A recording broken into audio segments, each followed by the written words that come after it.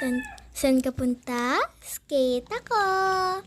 Ayan nga guys, bubuksan ko na yung skate ko. Sa garahe nga pala ako guys mag-i-skate.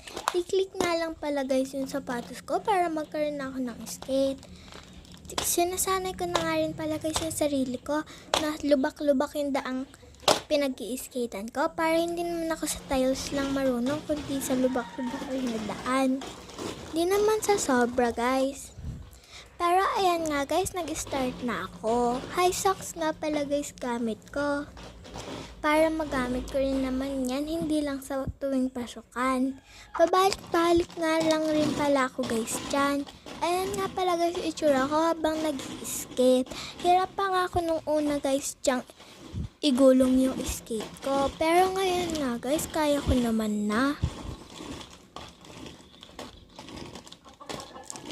Mainit na nga rin pala dyan, pero hindi naman ako masyadong naiinitan. Ganyan nga pala guys yung itsura ko habang nag-i-skate ako. Okay lang ganyan guys kahit mainit. May pagkain naman ako.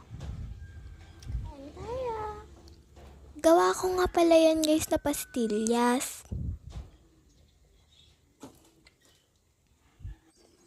At ayan nga guys yung pinag-i-skatean ko.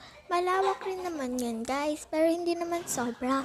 Pinatanggal ko lang kasi dyan guys yung motor ni daddy para makapag-skate ako. Ganyan nga pala guys yung itsura ko habang nag-i-skate ako sa malayuan.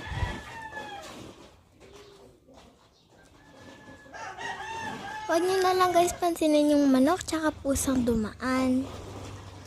Ayan nga guys, medyo nakukuha ko na kung paano i-roll ng mabuti yan, yung skate ko. Pero guys, medyo hirap pa rin akong i-balance kasi nga bako-bako yan, tsaka medyo nahihirapan din ako. Ayan nga guys, kumuha akong isang pastillas kasi nga medyo nagutom rin ako guys. Ayan nga pala guys, yan yung isang trick guys na nagagawa ko. Pero meron pa rin naman akong alam na iba, hindi lang lahat.